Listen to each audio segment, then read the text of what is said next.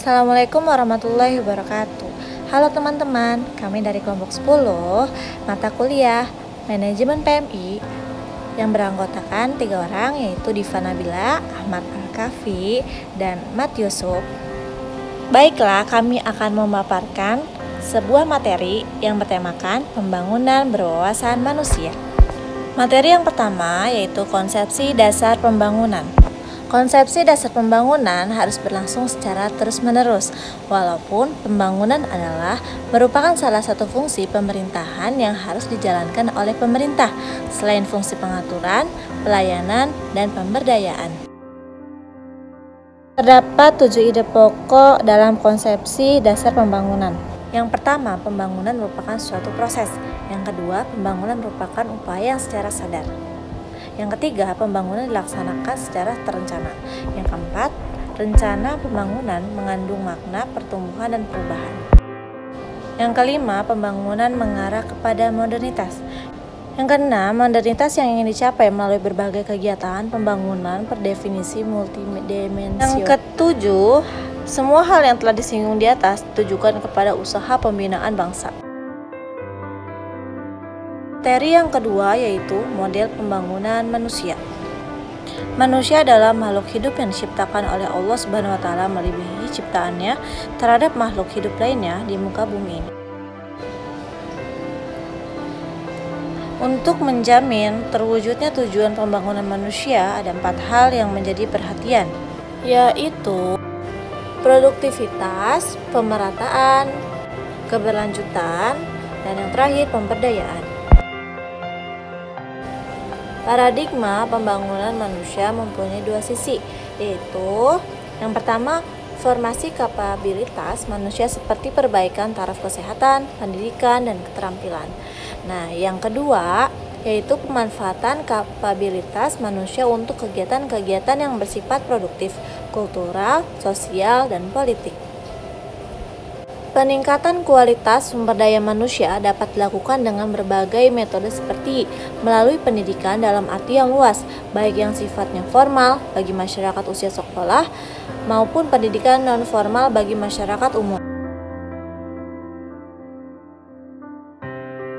Hakikat pembangunan adalah membentuk manusia atau individu-individu menjadi otonom yang memungkinkan mereka bisa mengaktualisasikan segala potensi terbaik yang dimiliki secara optimal. Kesejahteraan sosial terwujud melalui tercapainya kemakmuran dan keadilan.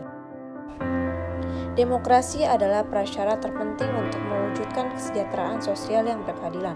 Format baru pembangunan ekonomi Indonesia mendatang tidak boleh lagi memisahkan di antara keduanya, melainkan harus padu di dalam strategi dan setiap kebijakan pembangunan. Pembangunan hakikatnya adalah perubahan yang direncanakan ke arah yang lebih baik dalam meningkatkan kualitas hidup dan kesejahteraan manusia. Untuk menumbuhkan perubahan sesuai dengan dikehendaki, maka perlu dilakukan secara bertahap dan berkesinambungan. Agen pembaru perlu melakukan tahapan-tahapan sebagai berikut. Yang pertama, membutuhkan kebutuhan untuk berubah. Yang kedua, membangun hubungan untuk berubah. Yang ketiga, melakukan hal yang berkenan dengan perubahan. Dalam tahap ini dilakukan klarifikasi atau diagnosis. Yang keempat, memperluas dan memantapkan perubahan. Yang kelima, pemulusan hubungan. Lahirnya konsep pemberdayaan sebagai antitesa terhadap model pembangunan yang kurang berpihak pada rakyat mayoritas. Konsep ini dibangun dan dikerangka logik sebagai berikut. Nomor 1, proses pemusatan kekuasaan terbangun dari pemusatan kekuasaan faktor produksi. Nomor 2, pemusatan kekuatan faktor produksi akan melahirkan masyarakat pekerja dan masyarakat pengusaha pinggiran. Yang ketiga, kekuasaan akan membangun bangunan atas sistem pengetahuan, sistem politik, sistem hukum, dan sistem 58 manajemen pemberdayaan masyarakat ideologi dan manipulatif untuk memperkuat legitimasi.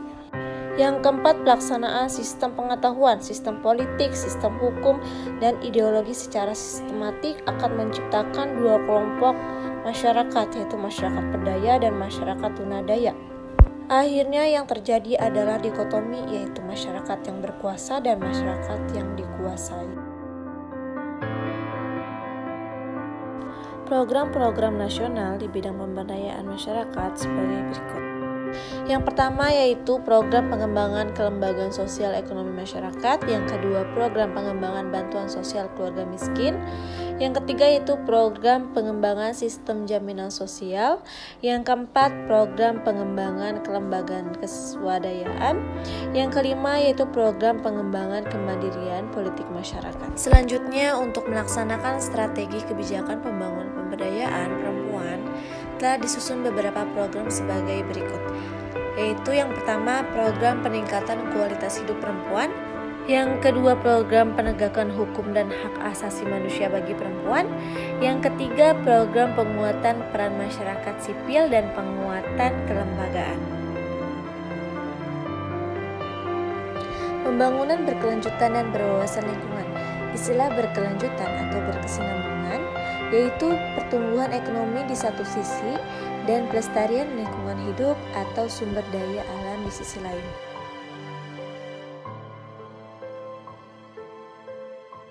Salah satu prinsip pemberdayaan masyarakat adalah berpijak pada potensi yang dimiliki suatu wilayah atau daerah dan lingkungan hidup yang sehat.